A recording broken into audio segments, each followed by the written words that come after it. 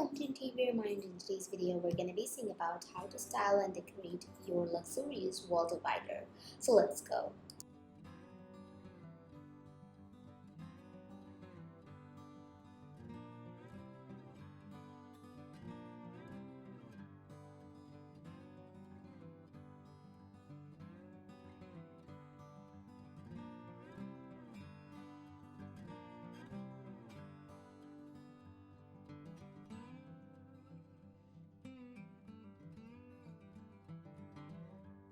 So friends, you can try going on with unique colors for your wall dividers. It could be gold or any other color too. You can try going on with unique designs like geocentrical patterns or designs too.